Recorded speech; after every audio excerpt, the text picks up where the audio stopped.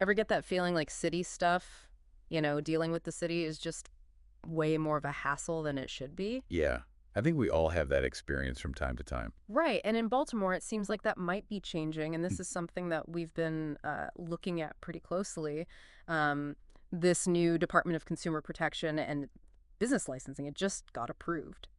Yeah, it's pretty significant change for folks in Baltimore, really trying to simplify how the city regulates businesses and how they protect consumers, Hmm. all kind of bringing it together under one roof. Yeah. And just imagine this right now. If you're a business and you need a license, or let's say you got ripped off by some company in Baltimore, you might end up having to deal with like a ton of different departments. Oh, absolutely. We found that everything from like licensing auctioneers, which goes through the Bureau of Revenue Collections, the folks that handle like permits and fees, Right. to even dealing with like issues with some types of adult entertainment. Interesting. Surprisingly, that was under the Department of Housing, which sometimes dealt with like code violations that sort of overlapped with consumer stuff.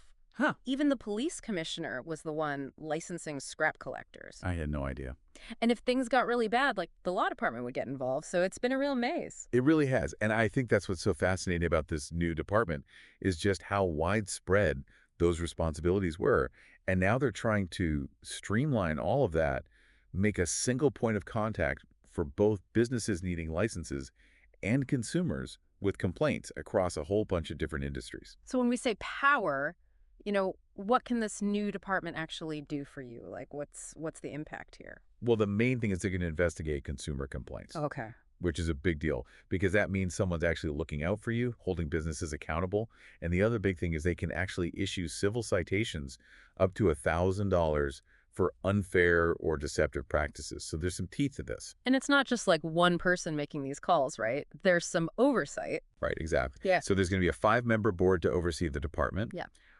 These members are going to be appointed by the mayor, the city council president, and the comptroller, and they're going to have the power to actually suspend a business's license if they find evidence of unfair or deceptive practices. So another layer of protection for you as a consumer? Absolutely. I mean, this kind of makes sense when you think about it. Councilman Dorsey, who really pushed for this, pointed out that a lot of other cities and counties already have similar setup where things are kind of consolidated like this. So Baltimore was kind of behind the times on this. Yeah, he basically said Baltimore was an outlier.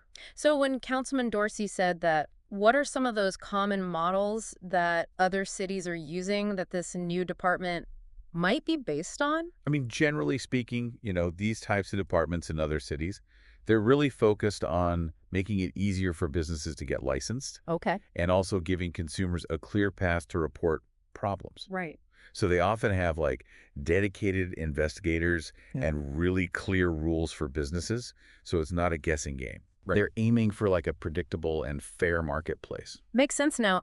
How much is all this going to cost us? We heard that there's a plan for like 20 employees. About 12 of those would be new hires, including like a director and investigators. And the estimated cost could be up to $1.75 million. Wow, that's a pretty significant investment.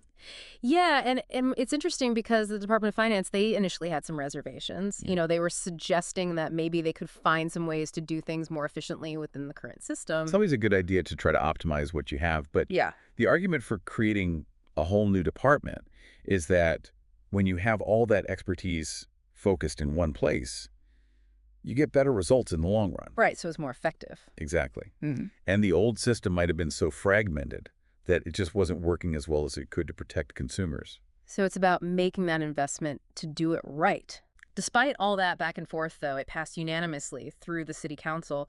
It was even the first bill they introduced in the new session, which shows you how important this was to the new council president. It's definitely a priority. Yeah, and Mayor Scott's expected to sign it, and then it will take effect in 90 days. So if you're listening in Baltimore, whether you're a consumer or a business owner, this could really shake things up. For sure. I mean, it could mean we have clearer rules for businesses, Right. a simpler way to get licenses, Makes sense. and a marketplace where businesses are actually held accountable for their actions. And ultimately, that's good for everyone. So as this new department gets going, Yeah. think about how this change in the city's approach to regulating businesses might affect things in Baltimore. What kind of improvements or challenges do you see coming with this new centralized system? It's going to be interesting to see how it all plays out. It really is. We'll have to keep an eye on it. Absolutely. Thanks for joining me. My pleasure.